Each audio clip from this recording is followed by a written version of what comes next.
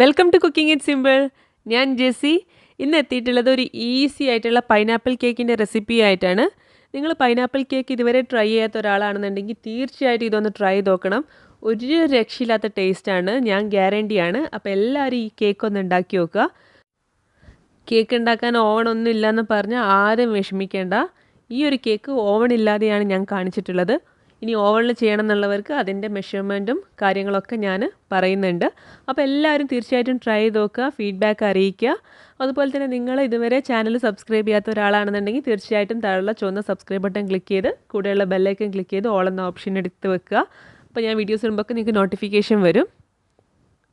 ആദ്യം തന്നെ നമുക്ക് ഒരു കപ്പ് ഫ്രഷ് പൈനാപ്പിൾ എടുക്കണം. ചെറുതായിട്ട് നുറുക്കിയിട്ടുള്ള പൈനാപ്പിളാണ്. നല്ല ഫ്ലേവറുള്ള പഴുത്ത പൈനാപ്പിൾ എടുക്കുക. അതിലേക്ക് 1/2 കപ്പ് പഞ്ചസാര ഇട്ട് കൊടുക്കുക, 1/2 കപ്പ് വെള്ളം ഒഴിക്കുക. എന്നിട്ട് ഇത് അടുപ്പത്ത് വെച്ചിട്ട് നന്നായിട്ട് തിളപ്പിക്കുക.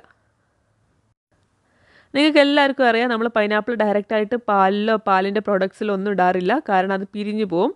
അത് ഒഴിവാക്കാൻ വേണ്ടിയിട്ടാണ് നമ്മൾ പൈനാപ്പിൾ ഇതുപോലെ നന്നായിട്ട് പഞ്ചസാര പാനിയിലിട്ടിട്ട് തിളപ്പിക്കുന്നത്.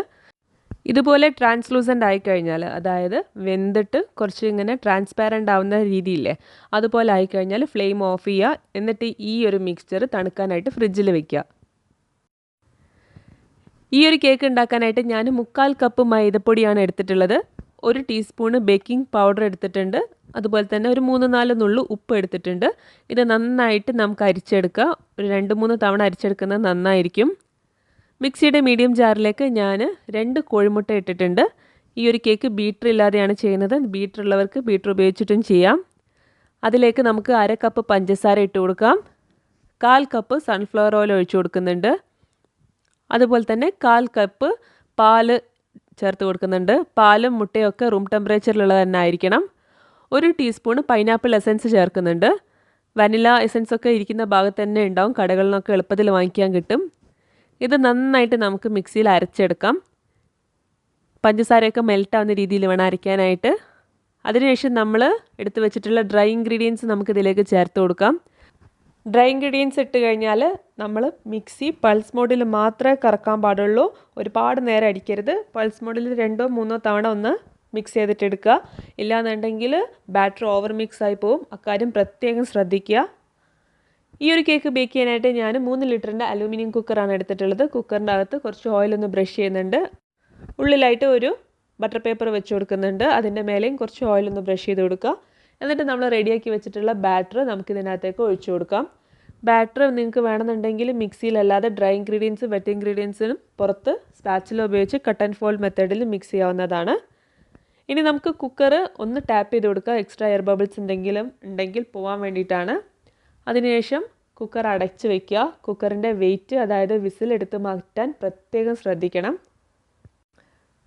ഞാൻ അടുപ്പത്ത് ഒരു പഴയ പാന് ചൂടാവാൻ വേണ്ടി വെച്ചിട്ടുണ്ടായിരുന്നു. ഒരു മൂടിയായാലും കുഴപ്പമില്ല. എന്നിട്ട് അതിൻ്റെ മേലെ കുക്കർ വെക്കുക. മീഡിയം ഫ്ലെയിമിൽ 1 മിനിറ്റ് കുക്ക് ചെയ്യുക. അത് കഴിഞ്ഞാൽ ഫ്ലെയിം മേലോട്ടേക്കാക്കി നല്ല ലോ ആക്കിയിട്ട് വെക്കുക. ഒരു 35 മുതൽ 40 മിനിറ്റ് വരെ വേവിക്കുക. ഇതുപോലെ ആവി പുറത്തേക്ക് വരുന്നത് നിങ്ങൾക്ക് കാണാനായിട്ട് പറ്റും. ആ ഒരു സമയത്താണ് നിങ്ങൾ കുക്കർ തുറക്കേണ്ടത്. അതിൻ്റെ ഇടയിലൊന്നും തുറക്കരുത്.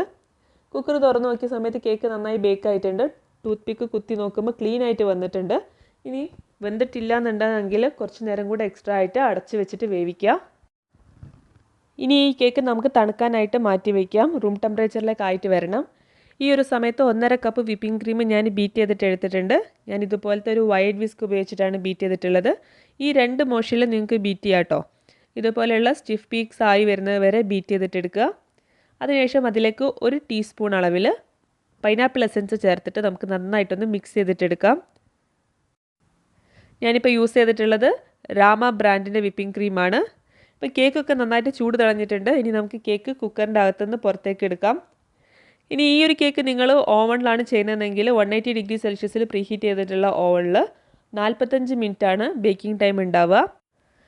ഓരോരുത്തരുടെ ഓവണ് ഡിഫറൻസിനനുസരിച്ചിട്ട് ടൈമിലും ഡിഫറൻസ് ഉണ്ടാവും. ഞാൻ കേക്ക് കുക്കറിൻ്റെ അകത്തുനിന്ന് പുറത്തേക്ക് എടുത്തിട്ടുണ്ട്. ബട്ടർ പേപ്പർ എടുത്ത് കളഞ്ഞിട്ടുണ്ട്. ഇനി നമുക്ക് കേക്ക് 3 ലെയർ ആക്കിയിട്ട് കട്ട് ചെയ്യാം. ഇതിപ്പം മുകൾ ഭാഗം ഒരുപാട് നമുക്ക് കട്ട് ചെയ്തിട്ട് ഷേപ്പ് ചെയ്യാനൊന്നുമില്ല. കട്ട് ചെയ്യുന്നതും ലെവൽ ചെയ്യുന്നതൊക്കെ ഞാൻ മുന്നേ വീഡിയോസിൽ കാണിച്ചിട്ടുള്ളതാണ്. അതിനുള്ള ലിങ്ക് ഞാൻ താഴെ ഡിസ്ക്രിപ്ഷൻ ബോക്സിൽ ഇടുന്നുണ്ട്. ആദ്യം കത്തി കൊണ്ട് മാർക്ക് ചെയ്യുക. അതിനുശേഷം കട്ട് ചെയ്തിട്ട് എടുക്കുക. എന്നിട്ട് നേരത്തെ നമ്മൾ പൈനാപ്പിൾ കുക്ക് ചെയ്തിട്ടുണ്ടായിരുന്ന വെള്ളമില്ലേ, നേരത്തെ നമ്മൾ ഫ്രിഡ്ജിൽ തണുക്കാൻ വെച്ചിട്ടുണ്ടായിരുന്ന ആ ഒരു സിറപ്പിലാണ് നമ്മൾ ഈ കേക്കിൻ്റെ സ്പഞ്ച് സോക്ക് ചെയ്യേണ്ടത്. 3 കേക്കും ആ ഒരു പൈനാപ്പിൾ വെള്ളത്തിൽ സോക്ക് ചെയ്തിട്ടെടുക്കുക. എവിടെയാണോ നിങ്ങൾ കേക്ക് സെറ്റ് ചെയ്യാൻ പോകുന്നത് അവിടെ കുറച്ച് ക്രീം അപ്ലൈ ചെയ്യുക. എന്നിട്ട് ഫസ്റ്റ് ലെയർ കേക്ക് വെച്ച് കൊടുക്കുക. അതിനുശേഷം അതിൻ്റെ മുകളിലായിട്ട് നമ്മൾ അടിച്ച് വെച്ചിട്ടുള്ള വിപ്പിംഗ് ക്രീം തേച്ച് കൊടുക്കുക. ഞാനിപ്പോൾ വിപ്പിംഗ് ക്രീം തേച്ച് കൊടുക്കാനായിട്ട് ഒരു സ്പാച്ചുലയാണ് യൂസ് ചെയ്യുന്നത്. നിങ്ങൾക്കൊരു പരന്ന കത്തി ഉപയോഗിച്ചിട്ടും ഇതുപോലെ ഐസിങ് ചെയ്യാവുന്നതാണ്. ഇനി ഇതിൻ്റെ മുകളിലായിട്ട് നേരത്തെ നമ്മൾ വേവിച്ച് വെച്ചിട്ടുള്ള പൈനാപ്പിൾ പീസസ് ഇല്ലേ, അത് നമുക്ക് ഇട്ട് കൊടുക്കാം. ഇതൊക്കെ തണുപ്പുണ്ടാവണം, ഇല്ലാന്നുണ്ടെങ്കിൽ നമ്മുടെ ക്രീം മെൽറ്റായിട്ട് പോവും. അതിനാണ് നമ്മളിത് ആദ്യം തന്നെ വേവിച്ചിട്ട് ഫ്രിഡ്ജിൽ തണുക്കാനായിട്ട് വെക്കുന്നത്. ഇനി ഇതിൻ്റെ മുകളിലായിട്ട് നമുക്ക് സെക്കൻഡ് ലെയർ വെച്ച് കൊടുക്കാം. അതിൻ്റെ മുകളിലും ഇതേ സംഭവം തന്നെ നമുക്ക് റിപ്പീറ്റ് ചെയ്യാം. ക്രീം അപ്ലൈ ചെയ്ത് കൊടുക്കുക. അതിനുശേഷം വേവിച്ചിട്ടുള്ള പൈനാപ്പിളിൻ്റെ പീസസ് ഇട്ട് കൊടുക്കുക. അതുപോലെ ഒരു കാര്യം കൂടി പറയാനുള്ളത്, നിങ്ങൾ ഈ ഒരു കേക്കിൻ്റെ സ്പഞ്ച് പൈനാപ്പിൾ ഫ്ലേവറുള്ള ഷുഗർ സിറപ്പിൽ സോക്ക് ചെയ്യുന്ന സമയത്ത് ആ ഷുഗർ സിറപ്പ് തിക്നെസ് കൂടുതലാന്ന് തോന്നുകയാണെങ്കിൽ അതിൽ കുറച്ച് വെള്ളം ചേർക്കാം കേട്ടോ. ഞാനിപ്പോൾ 3ാമത്തെ ലെയർ കേക്കിൻ്റെ വെച്ചിട്ടുണ്ട്. അതിൻ്റെ മേലെയായിട്ട് ഐസിങ് ചെയ്യുകയാണ്. അതുപോലെ തന്നെ കേക്കിൻ്റെ സൈഡിലും ഐസിങ് ചെയ്യുന്നുണ്ട്. ഞാനിപ്പോൾ ക്രം കോട്ടാണ് ചെയ്യുന്നത്. അതായത് തിന്നായിട്ടുള്ള ഒരു ലെയർ ഐസിങ് ഈ കേക്കിൻ്റെ മേലെ ചെയ്യുകയാണ്. ഇനി നമുക്ക് ഈ കേക്ക് ഒരു 10 മിനിറ്റ് ഒന്ന് ഫ്രീസറിൽ വെക്കാം. അതിനുശേഷം നമ്മൾ ഐസിങ് ചെയ്യുകയാണെന്നുണ്ടെങ്കിൽ നമുക്ക് നല്ല നീറ്റായിട്ട് തന്നെ ഐസിങ് ചെയ്യാനായിട്ട് പറ്റും. 10 മിനിറ്റ് ഫ്രീസറിൽ വെച്ചതിന് ശേഷം ഞാൻ കേക്ക് പുറത്തെടുത്തിട്ടുണ്ട്. എന്നിട്ട് അതിൻ്റെ മേലെ വിപ്പിംഗ് ക്രീം അപ്ലൈ ചെയ്യുകയാണ് ചെയ്യുന്നത്. കേക്കിൻ്റെ മുകൾ ഭാഗത്തും സൈഡിലും ഞാൻ വിപ്പിംഗ് ക്രീം അപ്ലൈ ചെയ്യുന്നുണ്ട്. ഇനി കേക്കിൻ്റെ സൈഡിലൊരു ഡിസൈൻ കിട്ടാനായിട്ട് ഞാൻ ഇതുപോലത്തെ ഒരു കോംബ് യൂസ് ചെയ്യുന്നുണ്ട്. ഇത് നിങ്ങൾക്ക് കടകളിൽ വാങ്ങിക്കാൻ കിട്ടും. ഇല്ലാന്നുണ്ടെങ്കിൽ ഒരു കട്ടിയുള്ള പ്ലാസ്റ്റിക് പേപ്പറിൽ ഇതുപോലെ കട്ട് ചെയ്തിട്ട് നിങ്ങൾക്ക് യൂസ് ചെയ്യാം. ഈ ഒരു സംഭവം ഉണ്ടെന്നുണ്ടെങ്കിൽ ഡിസൈൻ ചെയ്യാൻ വളരെ ഈസിയാണ്. നമുക്ക് നല്ല വൃത്തിയിൽ തന്നെ ചെയ്തെടുക്കാനായിട്ട് പറ്റും. ഇത്രേ പണിയുള്ളൂ. അപ്പോൾ നമ്മുടെ കേക്കിൻ്റെ സൈഡിൽ ആ കോമ്പിൻ്റെ ഡിസൈൻ വന്നിട്ടുണ്ട്.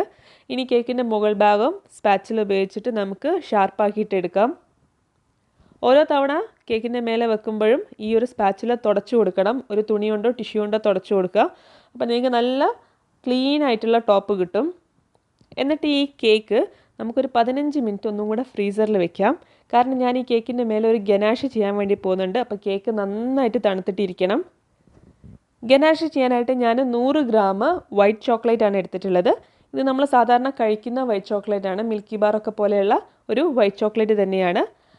അതിൻ്റെ അകത്തേക്ക് ഞാൻ 3 ടേബിൾ സ്പൂൺ അളവിൽ ചൂടാക്കിയിട്ടുള്ള വിപ്പിംഗ് ക്രീം ചേർത്ത് കൊടുക്കുകയാണ്. വിപ്പിംഗ് ക്രീം ചൂടാക്കുന്ന സമയത്ത് അത് ഒരുപാട് ചൂടാക്കരുത്. ഒന്ന് ചൂടായാൽ മാത്രം മതി. ഒരുപാട് ചൂടായി കഴിഞ്ഞാൽ അത് സ്പ്ലിറ്റായി പോവും. 30 സെക്കൻഡ് അതങ്ങനെ തന്നെ വെക്കുക. അതിനുശേഷം ഇത് നന്നായിട്ട് ഇളക്കിയിട്ട് മെൽറ്റാക്കിയിട്ട് എടുക്കുക. ഇനി നിങ്ങളുടെ ഈ ചോക്ലേറ്റ് മെൽറ്റ് ആവുന്നില്ല എന്നുണ്ടെങ്കിൽ ചൂടുവെള്ളം വെച്ചിട്ടുള്ള ഒരു പാത്രത്തിൽ ഈ ഒരു ചോക്ലേറ്റിൻ്റെ ബൗൾ ഇറക്കി വെച്ചിട്ട് നന്നായിട്ടൊന്ന് മിക്സ് ചെയ്തിട്ട് എടുത്താൽ മതി. ഈ ഒരു ഗനാഷിന് കളർ കിട്ടാനായിട്ട് ഞാൻ കുറച്ച് യെല്ലോ ഫുഡ് കളർ ചേർക്കുന്നുണ്ട്. യെല്ലോ ഫുഡ് കളർ നിങ്ങൾക്ക് എത്രയാണ് ആവശ്യം അതിനനുസരിച്ചിട്ട് ചേർത്ത് കൊടുക്കുക. അതിനുശേഷം നമുക്ക് ഈ ഒരു ഗനാഷ് ഒന്ന് അരിപ്പയിലൂടെ അരിച്ചെടുക്കാം. വലിയ കണ്ണിയുള്ള അരിപ്പയാണ് ഞാൻ എടുത്തിട്ടുള്ളത്. ഇങ്ങനെ ചെയ്ത് കഴിഞ്ഞാൽ ഈ ഗനാഷിലുള്ള ബബിൾസൊക്കെ ഇല്ലേ, അതൊക്കെ പോയിട്ട് നല്ല സ്മൂത്തായിട്ടുള്ള ഗനാഷിൻ്റെ ആയിട്ട് നമുക്ക് കിട്ടും.